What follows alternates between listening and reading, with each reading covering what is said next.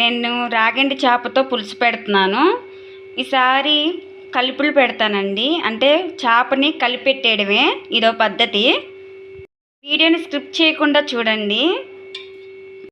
మనం ఉల్లిపాయ 4 ఉల్లిపాయలు తీసుకున్నానండి. మనం కలిపి పెడుతున్నాం కాబట్టి ఉల్లిపాయలు సన్నగా కోసుకోవాలి, ఎందుకంటే మనం ఉల్లిపాయ ఆపం కాబట్టి.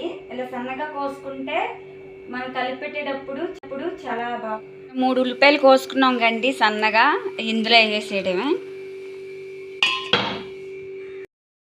ఉల్లికాడ అండి, చేపల్లో పచ్చిమిరపకాయలు ఎంత మెయినో ఉల్లికాడ కూడా అంతే మెయిన్. చేపల్లో పచ్చిమిరపకాయలు ఉల్లికాడ వేస్తే సూపర్గా ఉంటుందండి. ఉల్లిబొందు కూడా వేసేద్దాము.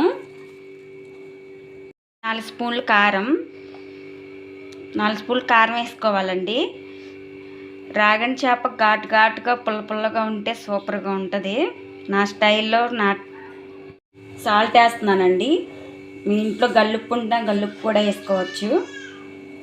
2 స్పూన్లు తగినంత వేస్తున్నాను సాల్ట్. ఆయిల్ కూడా వేసుకోవాలండి. వాటర్ పోసేసుకుంటున్నాను. చేపల పులుసులో అనేది వాటర్ తక్కువగా వేసుకోవాలి. చింతపండు రసమే కొంచెం ఎక్కువ వేసుకోవాలండి.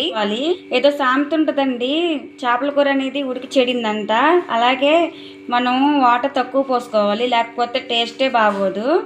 ఇలా ఉడికేటప్పుడు మనం చింతపండు రసం వేసేసుకుంటామేనండి. ఇందాక నేను కొంచెం మామిడి ముక్కలు ఉంటే ఇందులో వేసాను, టేస్ట్ బాగుంటుంది. ఇదిగోండి నేను కలిపేసి ఇందులో పెట్టేస్తున్నాను. మనం పోయేసుకుంటే మేము పులుపు ఎక్కువే తింటామండి, మీరు సరిపడా వేసుకోండి. ఇలా ఉడికేటప్పుడు కొత్తిమీర వేసేసుకుంటామే.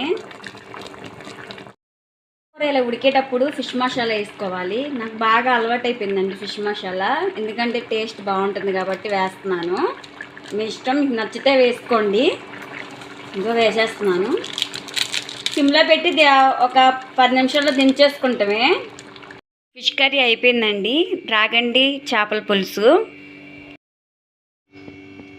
చేప ముక్క పొట్ట ముక్క వేసుకున్నాను, చూడండి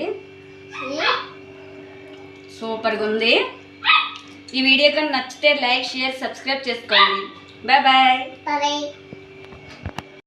చేపల పులుసు రెడీ అయిపోయిందండి. చాలా టేస్ట్గా బాగుంటుంది రాగండి చేప.